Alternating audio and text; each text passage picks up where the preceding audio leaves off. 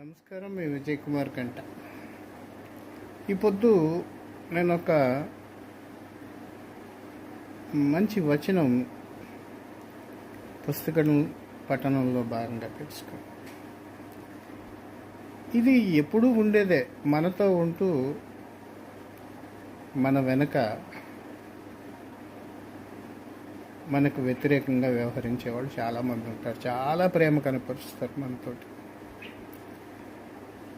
కానీ మన గురించి అసలు మనం కనపడంగానే మనల్ని ఎంతగానో ప్రేమించేస్తారు, మనల్ని దేవుళ్ళతో పోలుస్తారు, మహానుభావులతో పోలుస్తారు. కొన్ని సందర్భాల్లో మనకి పాదాభివందనాలు చేస్తారు, కొన్ని సందర్భాల్లో మనకి ఎంతో ఉపయోగపడుతుంది. అటువంటి వారిని గురించి తెలుసుకున్నప్పుడు బాధపడకండి. ఎందుకంటే మానవ సహజమైనటువంటి నైజాల్లో ఇదొక నైజం. ఆ నైజం మనకి లేదని మనం అనుకోవద్దు. ఏదో ఒక సందర్భంలో ఒక మిత్రుడి యొక్క గొప్పతనాన్ని పొగిడి ఆ తర్వాత విమర్శించిన రోజులు మనం చేయలేదని అనుకోవద్దు. ఎందుకంటే మనం కూడా మాట్లాడతాం. అంటే ఒక మనిషి ఎదుట ఒక మాట, మనిషి లేనప్పుడు ఒక మాట. చాలా సందర్భాల్లో ఈ పరిస్థితి ఇబ్బంది కలిగిస్తూ ఉంటుంది.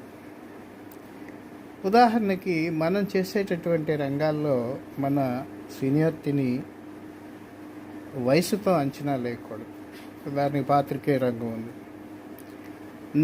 నేను 12 ఏళ్ల వయసులో కవిత్వం రాయటం ప్రారంభించాను. నాకు 15 ఏళ్ళు వయసు. 10th వచ్చేటప్పటికే ప్రజాశక్తి దినపత్రికకి ఎస్ఎఫ్ఐ లీడర్గా, దినపత్రిక కాదు అప్పటికి వారపత్రికగా ఉన్న దశలో రిపోర్ట్స్ పంపిస్తూ ఉండేవారు.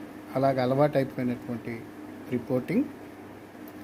నేను విద్యార్థిగా ఉన్నప్పటికీ 82లో ప్రజాశక్తి దినపత్రిక మారిన తర్వాత కూడా నేను ఆ రిపోర్టింగ్ కొనసాగించి డిగ్రీ పూర్తి చేసి పీజీలోకి వెళ్ళిన తర్వాత కూడా పూర్తి చేశాను. నేను డిగ్రీ చదువుకునేటప్పుడు అంటే నా పీజీ చదివిన రోజుల్లో రిపోర్టర్స్గా అయిన వాళ్ళు నాకన్నా వయసురీత్యా పెద్దవాళ్ళు కావచ్చు, లేదా సమాజంలో అనేకమైనటువంటి స్థాయిల్లో ఉండొచ్చు. వాళ్ళు ఏమంటారంటే ఇతను చాలా జూనియర్ అని మన గురించి ప్రచారం చేస్తారు. ఎనీహో జర్నలిజం ఇది నా అనుభవం. చెప్పిన మిమ్మల్ని విమర్శించేవాడు